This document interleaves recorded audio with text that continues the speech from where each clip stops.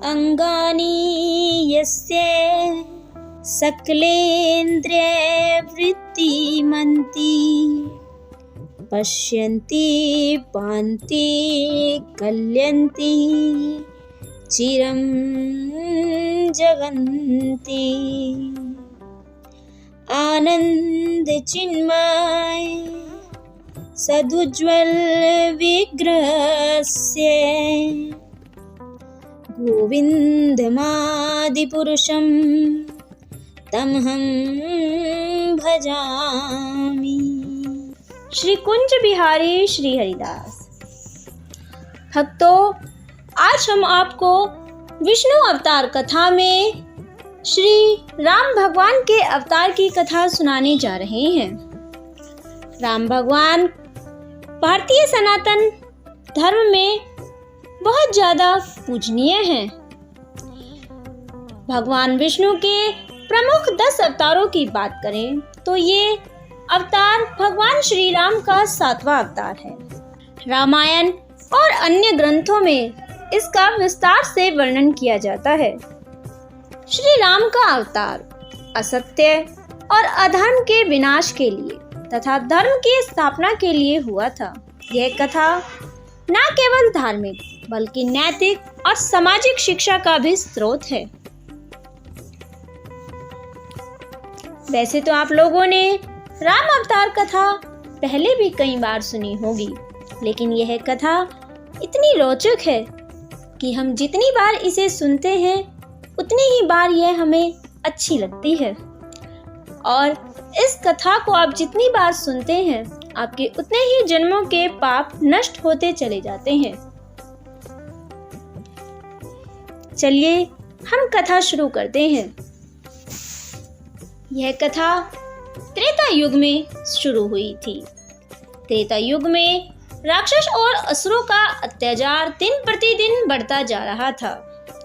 इन असुरों में एक महाबली जो राक्षस था उसका नाम था रावण, जो लंका का राजा और बहुत महाबलशाली था। उसने तपस्या करके अनेक वरदान प्राप्त किए थे। उसे वरदान था कि उसे कोई भी देवता नहीं मार सकता। उसने पृथ्वी, स्वर्ग और ऋषियों को बहुत ज्यादा परेशान कर रखा था।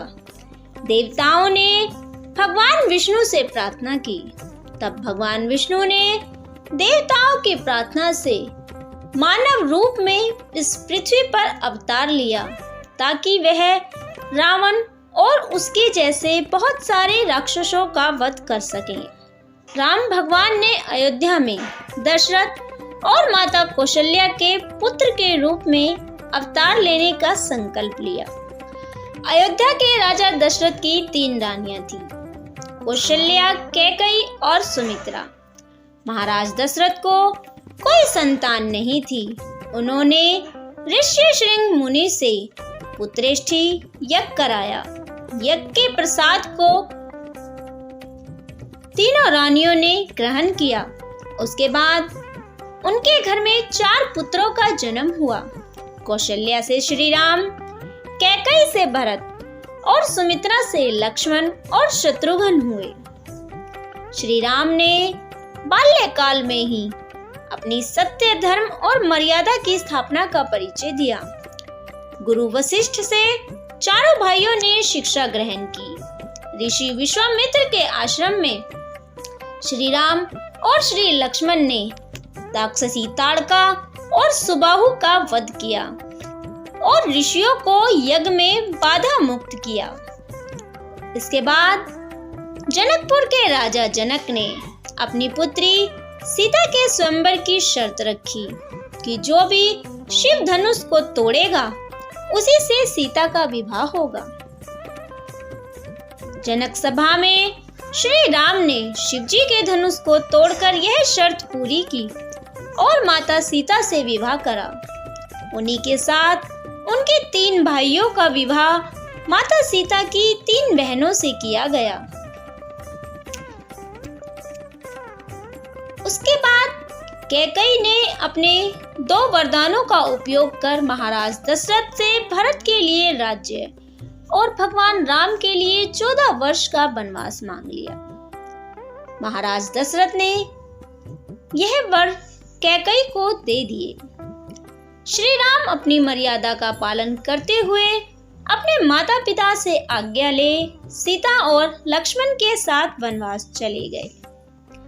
श्री राम के वनवास की बात सुनते ही महाराज दशरथ ने अपने प्राण त्याग दिए, क्योंकि उन्होंने पिछले जन्म में स्वयंवर मनु के रूप में भगवान विष्णु से यह वर प्राप्त किया था कि वह राम का वियोग न सह सकेंगे और उसके कारण ही अपने प्राण छोड़ देंगे। वनवास के दौरान कई घटनाएं होती हैं। सबसे पहली घटना होती है सुपर्णखा का प्रकरण। लंका के राजा रावण की बहन का नाम सुपर्णखा था।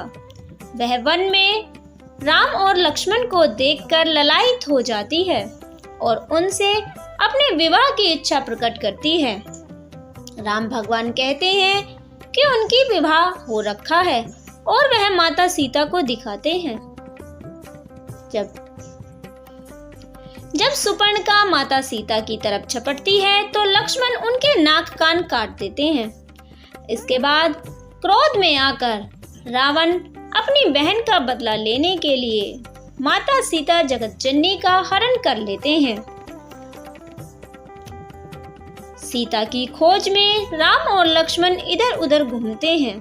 तभी उनकी भेंट हनुमान, सुग्रीव और वानर सेना से होती है। हनुमान लंका जाकर माता सीता का पता लगाते हैं। उसके बाद श्री राम वानर सेना के साथ समुद्र पर पुल बनाकर लंका पर चढ़ाई करते हैं। लक्ष्मण मेघनाद का और श्री राम कुंभकर्ण और रावण का वध करते हैं और सीता माता को मुक्त कराया जाता है। उसके बाद विभीषण का राज्य अभिषेक कर भगवान श्री राम माता सीता और लक्ष्मण के साथ अयोध्या वापस लौटते हैं।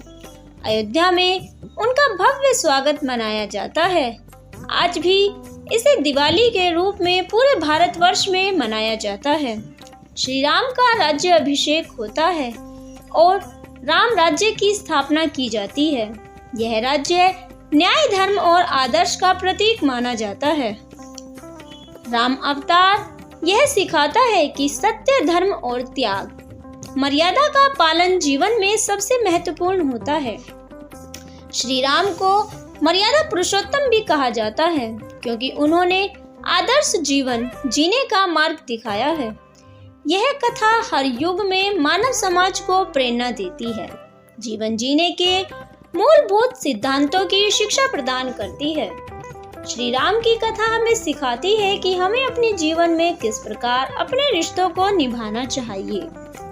तो भक्तों, इसी के साथ आज विष्णु भगवान के श्री राम अवतार की कथा समाप्त होती है। अगली वीडियो में हम आपको श्री कृष्ण अवतार की कथा सुनाएंगे। भगवान श्री राम ने इस अवतार में अनेकों राक्षसों का वध किया था और माता अहिल्या को भी पार किया था, माता सबरी को भी पार किया था और अनेक भक्तों को इस रूप में अवतार लेकर उन्होंने मोक्ष प्राप्त किया था। अगर आपको ऐसी ही कथाएं सुनना अच्छा लगता है तो इसके लिए आप हमारे चैनल को सब्सक्राइब कर सकते हैं। हम अपने चैनल पर हर रोज इसी तरीके की कथा की वीडियो अपलोड करते हैं। अगर आपको राम अवतार की कथा अच्छी लगी तो वीडियो को लाइक और शेयर जरूर करें और कमेंट में जय श्री राम लिखें। भगवान राम को अगर आप पसंद करते हैं, आप उनके भक्त हैं, तो एक लाइक जरूर करिएगा। राधे राधे।